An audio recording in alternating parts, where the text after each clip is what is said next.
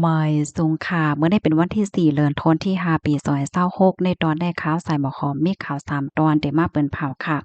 อ่อนตั้งเปิ้นได้ก็เข้ามาถมด้วยข่าวโหในกวนข่าวเมืองอ่ำจ้อมหมายมีถุงยาติงยับกุมโตเปซำว่าเจอเขาไล่ปันการนายนาป้อยจ้าโหเหมือนก็เย้าเมื่อวันที่30เดือนธันวาคมปี2026ในมีข่าวเงาออกมาว่าฝ่ายละวากาและฝ่ายภูมิปนพรที่เมืองพะเยาไล่โคมกันเสียก็เข้ากดทัด เฮิรนหลังหนึ่งอันมีอยู่ที่หมู่ที่10ห้วยข้าวกำเจวิงจุนเจตวันพะเยาเมืองไทยว้ายหลังเสไลฮับโฮสายงายข่าวเงาวองแวงว่าเรียบมีก้นหยานเมืองเข้ามาอยู่เศร้าไว้เฮ็ดจังได๋คะเผอว่าผู้มีปนพรเขากดทัดในก่อฮบโทผ่านก้นเมืองคมตุ่ม23ก่อเป็นโพใจาย18ก่อผู้หญิง5ก่อมีก้นหนุ่มจ้าย2ก่อค่ะ กำนันภูมิพลพรก็ไล่เอาตัวเจอเขาได้ส่งกว่าดีโคงปลิกเสียวก็เอาตั้งผิดกว่านางเมเป็นก้นเมืองคมตมลาดวาเจอเขานั่นค่ะไล่เข้ามาตั้งแม่สายเจตวนเก้งหายปยกขี่ก้าเสียวก็มีเยิงอ่านเตกว่าตั้งปอตอนเจตวนพิษณุโลกและเมืองเกาะกรุงเทพไล่จ่ายปันการในนาป้อยจ้าใน8เฮง5ปากวาดถึง10,000วาทต่อก้น1ก่อในข้อมูลตอนในคาลิปีมาที่ห้องการข่าวบอกพอยต่างไว้ค่ะลูกดีข่าวเงาโหในเสกำในเข้ามาถ่อมด้วยข่าวเงาเทียงตอนหนึ่งข่าวโคในเป็นลวงที่อันลีโซนใจเด็กค่ะอยู่ที่ห้องการข่าวนอกเมืองเปิ้นเลยออกมาเปิ้นเผาลาดว่าลงปองจึงเมืองคมตุ่มนั่นมีหลวงขับเขิงจอยเทียมปันก้นเหตุการณ์ผูกซ้อมเจ้าให้เจ้าหน้าไหนค่ะเมื่อวันที่3เดือนธันวาคมที่5ปี2026ในมีข่าวเงาออกมาว่าลงปองจึงเมืองคมตุ๋ม ไล่พางแฮ้นออกเปิงจอยเถียมปันเจ้าให้เจ้าหน้าก้นเหตุการณ์ผกซ้อมนะคะ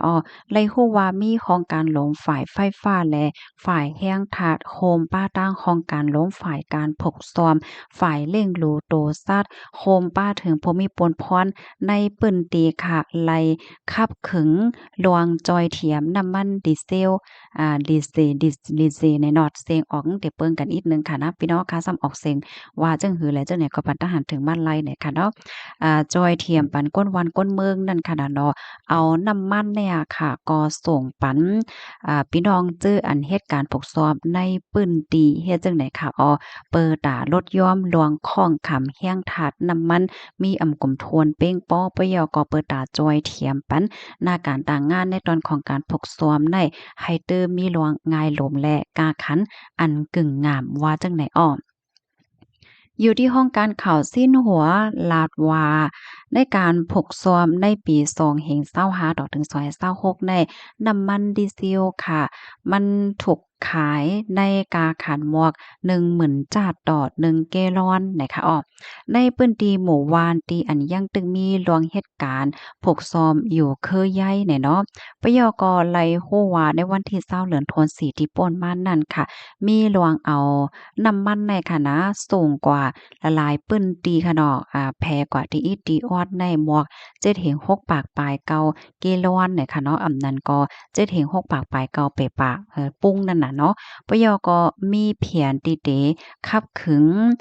เพิ่มกว่าเทียงต่างตีต่างต้างสืบกว่าเฮ็ดจังไหนคะเนาะอันในหลายๆก็มีความถามว่าย้อนก็เปิดสังไลหลวงปอจึงเมื่อคมตุ๋มฮิบแนดจอยเทียมปันฝ่ายตั้งการผูกซ้อมจังในล่ะไหนคะเนาะ ย้อนก็เปอว่าการผกซ้อมที่ในเมืองคมตุ่มได้ครบทบยาหลวงข้องคำน้ำมันดีเซลมีกลุ่มโทนเป้งป้อถึงขั้นติเลยออกกว่าหาซื้อเปิดตาเอาน้ำมันในมาใส่เคิงจากค่ะเนาะน้ำมันดีเซลอันว่าในซ้ำในมันลำลวงในตอนของการผกซ้อมค่ะเนาะว่าที่มาใส่จากไถนาว่ะจากจุบน้ำสุบน้ำว่ายอกอเครื่องใจโคตรตื้อต่างเจอต่างเปิง เที่ยงเฮ็ดจังได๋คะสังเจอหนังว่าขาดน้ำมันดีเซลในประวันเนี่ยจึงมันก็ได้จังเตึกเคิงในตอนของการฝึกซ้อมนั้นกำเหลียวจังได๋เมื่อว่าการฝึกซ้ ซ้อมเป็นการไล่จึงเลยกึดกว่าไหนก็พ่อนปางอันติจ้อมมาก็มาเข้าเต้านำในมันออกเสียก็เตึกเคิกต่อลวงส่งออกป้าเจมลวงกลกาตั้งขายว่าสังว่าเจ้าในข้อมูลตอนในคาลิปีมาที่ห้องการข่าว TNN ออกไว้ใน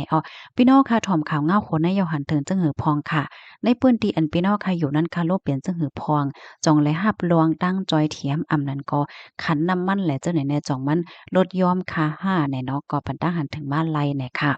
ลูกดีข่าวเงาโหนในเสกำในเฮาค่ะมาหับถ่อมด้วยข่าวเงาเที่ยงตอนหนึ่งค่ะ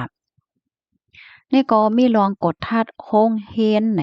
เมื่อวันที่1เดือนธันวาคมที่5ปี2026ที่ป่นมานั้นผู้มีปุ้นพ่อนเขาหลายป้านหลายฝ่ายไล่โฮมกันเสียก็เขากดทัดโฮงเฮนปกริกะในปื้นตีหมู่ที่3ก่อพังงาน7ดอนสุราษฎร์ธานีเมืองไทยค่ะเป็นโฮงเฮนที่อันไลขว้างไลย้อนขว้างหนังเป็นตั้งการเสียก็เปิดหน้าเนาะเปิดปื้นตีฮับเลขลูกอ่อนเลข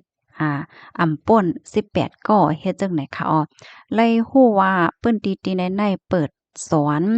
มีปื้นตีเรียนลูกอ่อนเนาะเหมือนจังว่าลูกอ่อนเล่นตั้งเรียนว่าสองว่าเฮ็ดจังไหนครบทบหันลูกอ่อนแลก้นหนุ่มก้นนอกเมืองในตั้งนำคามีเจ้าอิสราเอลในมีเจ้าอิสราเอลอายุ2ถึง12ปีใน89ก่อค่ะเหลือเซนั้นก็ครบถ้วนผันป้ายแห่งการก้นเมืองคมตุม40ก่อแห่งการต่างจื้อต่างเมืองแทง12ก่อบางจื้อในเผอว่าหันผู้มีปนพรเขายกออนกันเลียนปลายจังไหนค่ะตั้งฝ่ายผู้มีปนพรเขาเลยติ้งยกก้มโตนางปทุมทิพย์อายุเลย61ปีเป็นเจ้าโชนแดนเจวิงโชนแดนเจดอนเพชรบูรณ์ค่ะฮับว่าเป็นผู้จัดการขับขึงในตอนในปยกติงยอบนายเอเดนอายุเลย45ปีและดังนางเนเกอร์อายุ45ปี2ก็ผัวเมียเจ้าอิหร่านค่ะเขาก็ลาดว่าเขานั่นเป็นเจ้าของโคมกันแน่เนาะตั้งเสียงตั้งหมดในเนี่ยเอาตั้งพิษว่าลอยลวงจางแห่งการยานเมืองจ้อมหมายมีปยกเปิดเปิ้นตีการเฮ็ดการสอนโดยดีไลหับขว้างนอกเลือเซนในเย้ายังครบทบหันป้าก้นนอกเมืองอันมาสวนลิกเป็นโคสวนลิกว่าสังว่าเจ้าไหนค่ะเนาะว่าได้เป็นฝรั่งเศสแอฟริกาใต้และเจ้าไหนเทียงโคกก่อค่ะเจอเขาในกองเนี่ยเอาตั้งพิษว่าลอยลวงเหตุการณ์โดยที่มีไหวขว้างให้ไหนลวงอันพมีปนพรเขาลงเปิ้นตีติ้งยับก้มโตเลยในปอกกำในแต่ก่อย้อนก็เปว่าเมื่อกากว่านตีป่นมานั่นค่ะมีก้นวานเขาค่ะเนาะเปิ้นเนี่ยก็ไล่เติงลัดกว่านั่นน่ะแหนะว่ามีก้นนอกวานนอกเมืองหลวมเข้ามาเฮ็ดลวงตรงหนึ่งในเปิ้นตีตั้งปอตอนจึ้นไหนเฮ็ดจังไหนตั้งฝ่ายพมีปนพรเขาก็จังไลไต่เงินจ้อมหาข้อมูลเสียก็ลงเปิ้นตีกดทัดในปอกกำในข้อมูลตอนในคาลิปีมาที่ห้องการข่าวมติชนออกไว้ในค่ะพี่น้องค่ะทอมข่าวง่ายอยู่ดีแหละตั้งไหลต้องตักกันมาไหลในค่ะเนาะจ่องไหลถอมเซ็งจังเลี้ยงหือแหละเจ้าไหนค่ะย้อนให้กูก็อยู่หลีรอดเพ่กันค่ะเนาะใหม่ทรงค่ะ